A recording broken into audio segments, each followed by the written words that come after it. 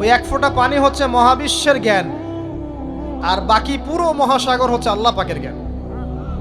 তো আমরা এই ক্ষুদ্র জ্ঞানের মানুষ হয়ে আল্লাহর জ্ঞানকে কেমন করে পেনিট্রেট করতে পারি?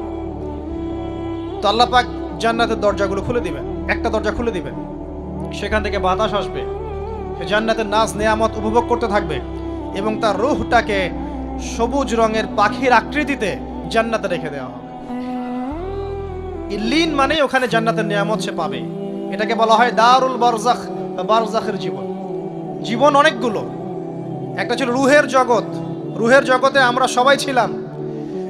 শোনেন, রুহের জগতে যার সাথে যার বন্ধুত্ব ভালোবাসা গভীর ছিল, দুনিয়াতে তার সাথে তার ভালোবাসা বেশি। এটা হয়তো জানেন না, জানতেন হাদিসটা?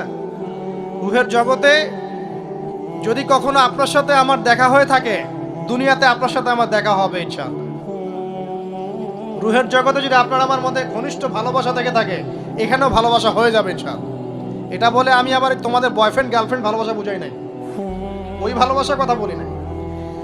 আবার রুহের জগতে বিদ্বেষ, এখানেও দেখবেন বিদ্বেষ।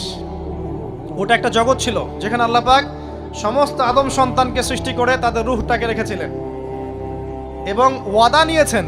কি ওয়াদা? আল্লাহ পাক বলেছিলেন আলাস্তু বিরব্বিকুম, সূরা আরাফের 182 নম্বর আয়াত পড়ে দেখবেন, 182 নম্বর আয়াত। আল্লাহ পাক বলেছিলেন যে আমি ওয়াদা নিয়েছিলাম, আলাস্তু বিরব্বিকুম, আমি কি তোমাদের রব নই? আমরা সবাই বলেছিলাম বেলা ইয়া রব্বি, অবশ্যই আপনি আমাদের রব। দুনিয়াতে এসে আমরা ভুলে গেছি। এই ভুলে যাওয়াটা মনে করায় দেওয়ার জন্যই আল্লাহ পাক আসমানে কিতাব নাজিল করেন, নবী রাসূল পাঠান, আমাদের কান পর্যন্ত ইসলামের দাওয়াত পৌঁছে দেন, যাতে আমরা মনে করতে পারি। এবার আসেন রুহের জগতের পর আসলাম এই যে দুনিয়ার জগৎ, দারুদ দুনিয়া। দুনিয়ার মধ্যে আছি হয়তো 50, 60, 70, 100 বছর হাইয়েস্ট। এরপর যাবে দারুল বারজাখ, বারজাখের জগৎ। পাপী ব্যক্তি হলে জাহান্নামের দরজা খুলে দেওয়া হবে, আর জাহান্নামের সে আযাব ভোগ করতে থাকবে।